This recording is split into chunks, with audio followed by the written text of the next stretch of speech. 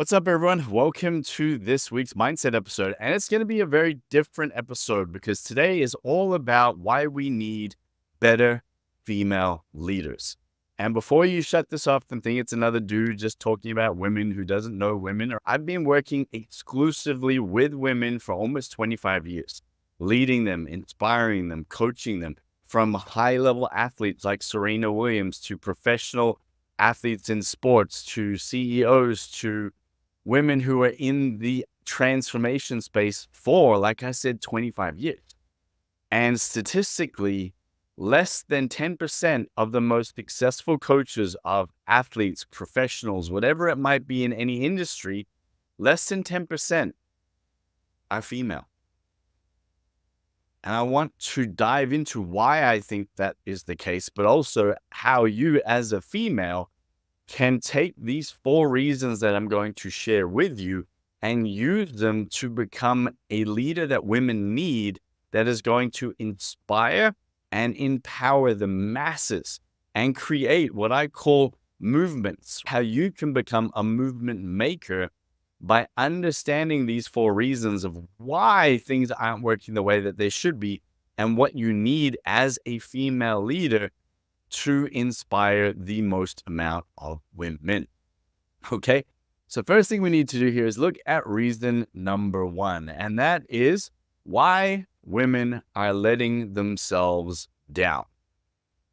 And what I want you to understand is that it is not my intention to judge. It's my intention just to share my experience of almost 25 years working exclusively with women in the transformation and result space. Women are letting down other women because on the whole, women will tend to not say the hardest things to each other. They are not willing to have that raw, real, confrontational conversation. And again, please, let's put a caveat over everything that I'm saying today, that this is a generalization. But it's in relation to the statistics. Like I said, less than 10% of elite coaches in this world in the transformation and the result space are female. Okay? Women don't like confrontation on the whole. And if they do, they will tend to sugarcoat it. They will tend to wrap it in a nice pink fluffy bow, and pink might not be your color, so whatever. But not delivered in a way where it creates what I would call collision. And collision is great because sometimes we need that smack to go, whoa, what happened? Like, where am I? I fall to the floor, or I get hit in the head, or I hit a car head on, or something happens in my life where I get that smack. And I wake up and I'm like, whoa, okay. All that noise that I've been carrying around, everything else is gone. And I'm just focused on just what happened and where I am and what's happening around me. And it almost feels like time slows down. Women don't tend to do that for other women. Example, hey, Susie, I can see that you might be having a rough time at the moment, but I don't want you to think that I'm prying, or I don't want to overstep a boundary, but maybe if you want us, we could maybe sit down and let's just go for coffee. And I'm being a little bit facetious to make a point here, but you will talk around it. Whereas a guy will go, dude, what the fuck is up with you? Like, why are you being such an ass? Or why are you being such a dick? Or what's your problem? Boom. We'll just ask. Whereas often a female won't do that. They won't have that initial collision.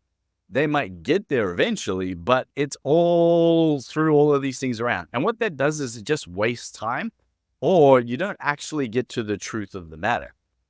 So on the whole, if I'm trying to lead and inspire and help other women, if I'm not willing to stand in a place of collision, then I'm not going to get to the truth, to the raw truth, as quickly and as effectively as I need to.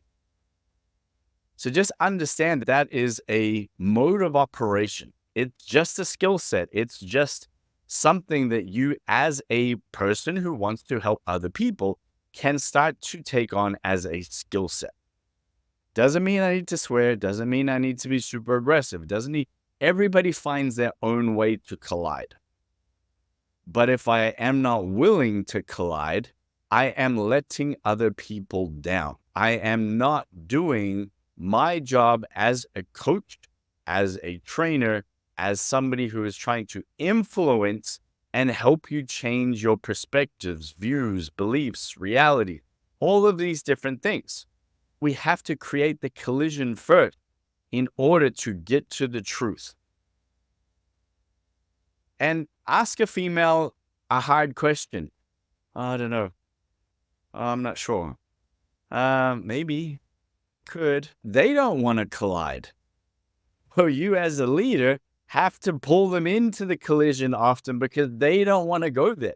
So think about that. You don't want to go there. They don't want to go there. So no one goes there. So you're letting each other down. And again, you do it in your own way. It's not about doing it in a guy's way or anything else, but that's something that we're going to talk about in reason number 3. But most importantly here, I have to be willing to understand that as part of the process of helping somebody. And if I'm not willing to go there and they're not willing to go there, then women are letting other women down. And you're not willing to meet at that painful collision in order to get clarity, in order to then move forward. Again, this is a skill. Learning how to punch and then pull. Learning how to punch and then hug. Learning how to collide and then collaborate. All of these things are skills that you can gain. Reason number 2, women will tend to empathize, sympathize, and normalize. What I mean by that is rather than empowering somebody, women will tend to come down to the same level and they will empathize, they will sympathize, and then they will normalize what that person is sharing with them. It's okay. I understand it's tough. I've gone through the same thing. So did my daughter, so did my friends, so did my mom, so did he. So we're all sympathizing. I know how tough that can be. And then I normalize it by telling, hey, it's all right. I've been through it. Everybody else has been through it. It's normal. It's just part of the process. It's okay. Don't worry. You're fine. It's all good. And that's where you stay. Being able to empathize with somebody, being able to show sympathy to somebody, being able to normalize it in some way as it's part of a process. Those things aren't stopping you. They're just holding you back if that's where you stay. And I'm saying this slowly because I really want you to understand this, because this is the difference between somebody becoming a very good and effective coach and somebody being a very nice friend to somebody. And it's something that I've had to teach my staff. It's something that I've taught other female leaders for more than 20 years. I cannot empower from a place of sympathy. I cannot empower from a place of normalization. The only way I can empower from a place of empathy is if I visit where you are and I meet you there and show you how to move, show you how to rise up to the level of being empowered. I pull you up to that next level. I don't meet you there and stay there and we all have a conversation around awareness. It's why traditional therapy is a load of fucking shit and people are getting diagnosed and fucking put on medication while they just sit there sharing their stories about all of the reasons why life is hard and why it's this and I can't do this and oh, maybe it's because of this and you were an abused child. And don't get me wrong, I'm not saying anything negative around that, but you just stay in this place of pain. And then they want to medicate you in that place of pain because it's fucking painful. So now you're numb to the pain, but yet you're still in the pain.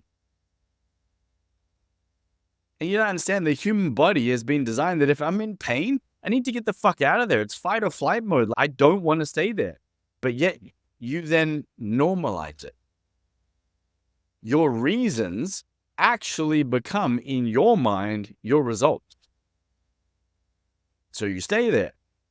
Whereas if I actually look at your results are nothing, you've achieved nothing, you've done nothing, you're in the same fucking place, you have not transformed a single thing. But yet you've attached yourself to your reasons being empathized, sympathized, normalized, and now they are rational. They're like real. Hey, my reasons are my results. This is why I can't. And then I own it. And then I sit there and I have labels that I own around my reasons. But yet the results haven't fucking changed at all. And just understand that it comes from a place for a lot of women of love. It comes from a place of understanding, of relating, of true sympathy for what somebody is going through. I understand that, and you know that's where it comes from. But yet, by me only ever coming from that place and not coming from a place of empowering, picking that person up, lifting them up out of that fucking pit of pain and showing them what's possible for them if they're willing to move and take action, then you're not helping them at all. If anything, you're doing them more harm by normalizing things to them that they think that being in this level of pain is okay and it's acceptable. So they stay there and they stay there and they stay there until they become so numb to the pain that they will never do anything about it because they feel fucking anything anymore. And they're so disconnected from what they want and who they want to be that everything is just blah. What do you want? I don't know. Maybe just to be happier. They're completely lost what it is that they're hungry for in their life and why they fucking deserve to go after it. And that's where you meet them. And I've seen this in so many different capacities with data that I can measure. That out of 135 staff that I used to have across my 11 gyms, we had 15 females out of 135. Don't get me wrong. That was not due to me not wanting to have female trainers. 95% of my clientele were women. My 2 gyms in America were women completely. We only had female trainers there. Yet, if I look at the data, whose clients got better results? Whose clients stayed the longest? Whose clients had the biggest transformation? Whose clients became and evolved into better human beings? Fucking wish, I really do wish, because it would have made my world so much easier looking after females as a guy. It was the men, and it's always been the men. And it's not because women won't do what other women tell them to do. It's because women don't empower other women the way that they need it. You might think that they need your love, sympathy, rationalization, hugs and kisses, and it's all good. It's okay. Don't worry, sister, you got this. But it's the opposite to what they fucking need. And I guarantee you, if you're at a place where you're already helping other people or you want to, you've already gone through that yourself. Somebody kicked your fucking ass, or you kicked your ass to the point where you got empowered. They pulled you out of the pit and they've led you on a path to possibilities, on a path to progress. And we know for a fact, happiness and progress are directly attached. So if I'm not creating progress and I'm staying in this pit of pain nonstop and everybody comes down there and we all play around the same game, and then who I follow on social media just shares with me how they're in the same game and we're all focused on the same fucking game, guess what? There's no progress. And women are letting down other women by staying in that same fucking place. And from the outside, it blows my fucking mind. But from the inside, it's like this elaborate fucking maze of bullshit. Very articulate. But it's like this maze, and you create all these trapdoors and different things of reasons why, and all of these women have different things. And then you pile it all up with everything that everybody's now sharing online of why this is hard and why that's hard and why you can't do this. And if you do this, you can't do that. The shit's even more confusing, so you stay stuck. But yet, all you had to do at any point was either reach up to the hand that's trying to empower you and pull you out of the pit, or find a fucking ladder and take the first step to get out of there, to work out where you want to go and take that first step. But again, this is about how you as a female need to lead other females. Pull that hand down and lift them the fuck out of the pit. It's not okay to stay there. How you're feeling is not fucking normal. Going through this process and staying in awareness I have no sympathy for you. Do what you need to fucking do to get out of there, or don't talk to me. I'm not going to sympathize with you because I don't want to disempower you. Reason number 3, masculine versus feminine.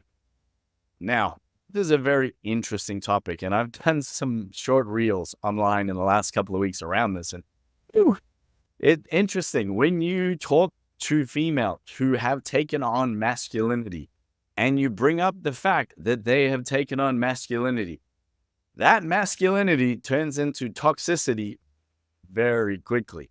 And again, I don't ever come from a place of judgment, because for me, it's, if I feel like I've needed to take on more masculinity as a woman, as a guy, whatever, because I've needed to do that in order to get where I want to go, cool. I did what I thought I needed to do to get there. What I want you to understand as a female wanting to help other females, that a lot of females don't want to take on masculinity, or they're so disconnected from it that they will never get there the same way you did. So how do you show them how to get there if they don't want to get there the way that you did? Think about that. Like when I help men or women, what I'm helping them with doesn't change. If I come to a whole bunch of men and I bring a whole bunch of feminine energy, I'm going to disconnect from a lot of those guys in terms of them wanting to do things the way that I did it. That makes sense. But yet as a female, you take on masculinity. You want to help other women feel empowered to rise, to become queens of industries. But yet you've done it from a place of masculinity, and then you wonder why they don't want to do it the same way. And it's the same with being super, super feminine.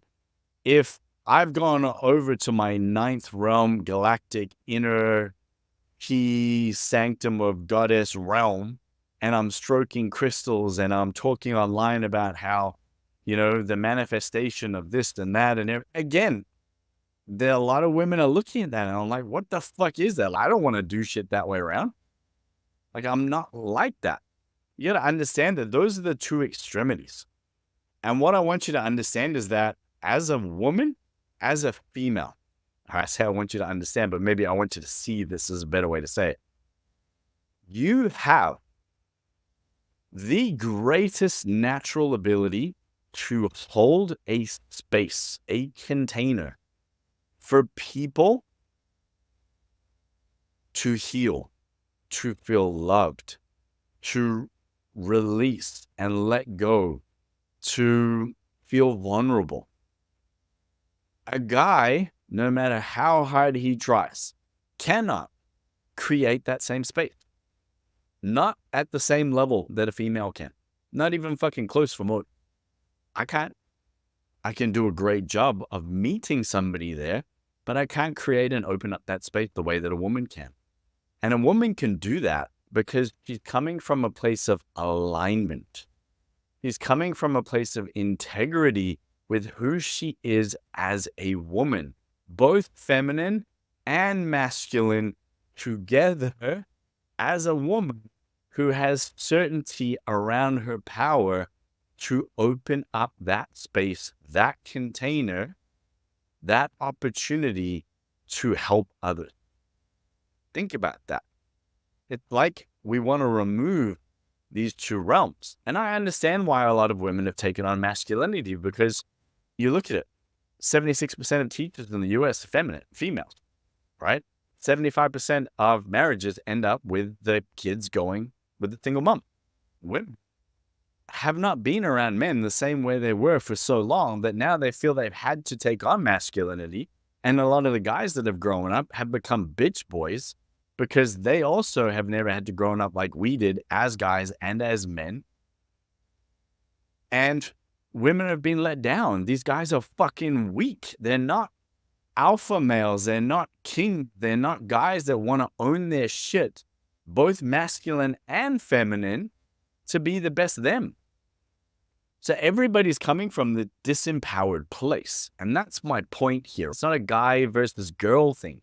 It's in order for me to help women, I have had to show vulnerability more than most men are willing to show. And I've understood that in order for me to connect with more women, I had to do that, both strategically and deliberately. But again, they've been there to open up that space for me to do that. I wouldn't have had that same space if I was working exclusively with men. And all I want you to take out of this is understanding that in order for you to help the most amount of women, do it from a place of alignment where you have the opportunity to tap into. Do it from a place of alignment where you have the opportunity to tap into both your masculine and your feminine energy. But regardless of what energy that you are taking on or tapping into to use as strength, you're in alignment with you. You're in alignment with somebody owning who it is that they are. And guess what? That is the greatest mirror. That is the greatest light that you can shine over the most amount of women to inspire them. Just think about that and take that in. I didn't have to be more like a guy. I didn't have to go and stroke crystals and visit my fucking ancestors from the 15th realm. I just needed to be the best me. And I needed to show as a female that I don't need anybody's approval. I don't need to be too feminine or too masculine. I just need to be me. And that I am coming from a place of being able to open up a space and a container for people that only women can. And I want to get better at that. I want to do that more often so that I can help the greatest number of people. Because from that place, I am able to inspire. I am able to impact. That's powerful. And when I see that with my females, when I see that with the women that I've helped own that space, own that alignment, own that integrity of self, I don't know if guys can compete with that shit. Because here's the thing that a guy will never be able to compete with is the tribes that women can create.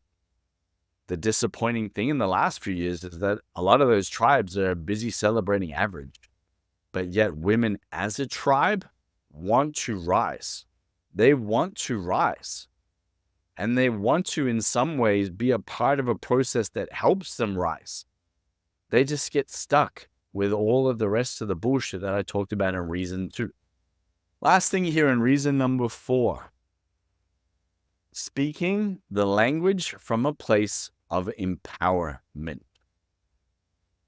As a female, talking to other females, you have to take on not just the languaging that most females will understand, but you have to be willing to take on the languaging of empowerment.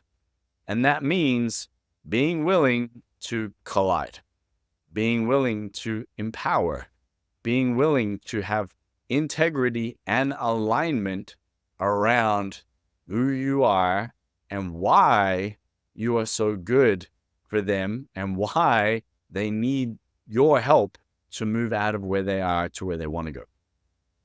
There has to be an alignment with all 3 of the reasons that we've talked about today in order to own the languaging of empowerment. Here's why.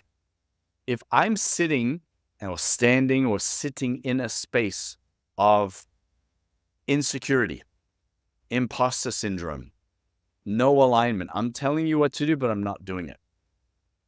I'll give you an example here. I'm a fat trainer, and I see this all the time. I'm an overweight personal trainer.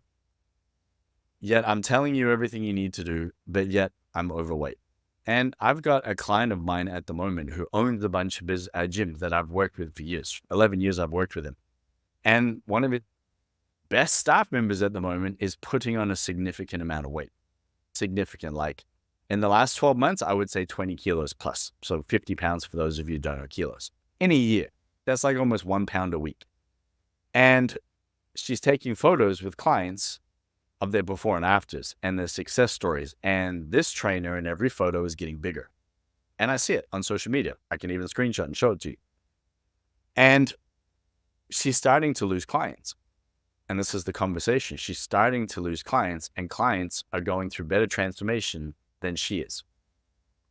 But yet, she's one of the best trainers in terms of why, in terms of knowledge, and in terms of her level of care. But guess what? She stopped giving a fuck about herself.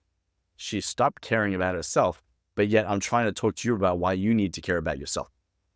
I help people in my core program literally claim back their power and become the best version of themselves so that they lead inspired lives and are able to inspire others to lead inspired lives. I can't do that unless I am in the best shape of my life, unless I am leading from the front, unless I understand my process better than anybody else, that I can stand in a place of alignment and integrity to own my truth, to be able to hold a space for you to own yours. Imagine if one of her clients turned around to her and said, "Why are you getting so fat?" They won't, because most of her clients are female and they won't collide. But imagine what that person would be faced with. And they'll come up with excuses and blah, blah, blah, blah, blah, blah, blah, blah, blah. But at the end of the day, again, you'll all sympathize, normalize, and empathize rather than going, hang on, what the fuck? How can you tell me what to do when you're not willing to do it? And this is the issue where so many females stay stuck. And I also think it's the biggest reason why there's less than 10% of females leading other females in the transformation and result space. Because you stay stuck here for too long in this one reason, in this one point, and you devalue yourself. I don't know enough. I'm not good enough. I haven't helped enough. I don't have enough experience. I don't have enough knowledge. I don't have enough certificates. I'm not good enough to be able to help you. But yet, I'm going to give you a gift. The only skill set that you need to have to be able to help the greatest amount of people is repetitions and alignment. If I've put in more reps than you, if I show up every day and I lead from the front by putting in the reps, by doing the do, by committing to the same process that I want you to commit to, that's all the knowledge I need, because that's where I gain experience. That's where I know what my body, my mind, my results, my finances, my relationship, that's what I know it's going to go through. That's why when I look online now and you see these fucking 23-year-old life coaches telling you how they defeated an opiate habit when they were 17 and found God, and now they were inspired to help other people. I'm like, bro, you've had 3 years of life and you're still fucking living at home. Like, there's no alignment yet with the reps. I'm not saying that person hasn't gone through pain and they don't understand how to help people. But for me, there's no alignment with reps. I wouldn't be able to be who I am now in a relationship with my new fiance if I hadn't have fucked up so many things in my other two relationships, my other two marriages. I was married for 22 years back to back. I couldn't be who I need to be or who I want to be in this relationship now if I hadn't have put in those reps, if I hadn't have learned those mistakes and done those things. And as a female, guess what? You at some point in your life have been in so much pain for so long, you've already put in the reps. Now all you have to do is show people what you changed and what you did to start channeling those repetitions and those actions in a direction that got you out of pain and into pleasure, out of your problems and into possibilities. You are the most qualified person in the world to be able to do that. You have all the qualifications that you need. But if I can't go through and own each of these things, if I can't stand in a place of alignment and integrity, I will never be able to empower other people at the level that I need to. Because at some point, you will get in your own way because you know you're leading a fucking lie, or it'll be so transparent that people will see through you. And the unfortunate part about women is that as much as they like to celebrate average, they'll also fucking attack average like a pack of hyenas who haven't eaten for 3 weeks. Guys will and won't. We just don't give a fuck about too many things for a lot of us, unless they're really sad keyboard warriors and just sit there with no life. Whereas women, they have no problem sometimes jumping on the bandwagon with a whole bunch of other women around things that they don't like. And that can be incredibly powerful as a tribe and as a movement. It can be incredibly powerful if it's working towards something positive. It can be very destructive if it's working towards something negative. And that's what will happen if you're found out to be a fraud. And I'm not saying that to scare you. I'm just saying that obviously that's part of what's holding you back, because you don't want to be seen that way. but yet you have the skill set, you have the integrity, you have the alignment of doing the do and showing up, that it's not even a concern for you. What we need to do is we need to empower that in you. I want you to stand up and rise up and hold that space, that container for people, for them to be able to truly own their truth, to truly see the version of themselves that you can help them see, and then empower them through your story, through your process, through your methodology, through your level of action taking and commitment, so that they can find their way forward. That's what a great leader does. They lead from the front. They lead by example. They lead through actions taken. They lead by the way that they show up consistently over time. And if you want a good example of this, have a look at how many women you know who became leaders of network marketing industries and everything else, who don't even fucking exist anymore. They're gone. And they're just jumping from one opportunity to the next opportunity because they want to get back to that point, but it was all built on a false foundation. And the ones who became true leaders, they're still there. Because it didn't matter what the vehicle was, it mattered who they became. Whereas the ones who got to certain levels because of the vehicle, they never had to go through the transformation. They never had to empower themselves. The vehicle put them in that place. And I'm not going to get sidetracked here, because I just want you to take one thing, and one thing only, from this entire episode. And like I said, I really am inspired to help more women inspire other women. It is what I've done my entire life, and it's what I'm going to continue to do. Because for me to be able to impact the most amount of women, I only have a certain reach. For me to be able to impact a lot of women and then help them impact more women, my reach is exponential and never ending. And that inspires me. That's what I am passionate about. But you have to understand that this is the game that you're involved in, and there's certain ways to play the game to do it effectively versus not effectively. And effectively, to me, is being able to impact the greatest number of women. So what I want you to take out of all of this is that you just need to be the best you. But thinking about it and wishing for it is not the same as working for it. And if you don't have a clear process in how to do that, if you aren't committed to frameworks and daily actions that then lead you towards that version of you, where you are refining those skills, claiming those skills, owning new skills, developing this person, this version of you on a consistent basis, then what the fuck are you doing? Like, you just hoping that it will happen, right? A leader never stops leading themselves, ever. And there's a quote somewhere I heard, and I only ever remember one part of it, and it's that to be a great leader, I need to be an eternal student. I'm a student of the game. I'm a student of life. I'm a student of other teachers and other leaders.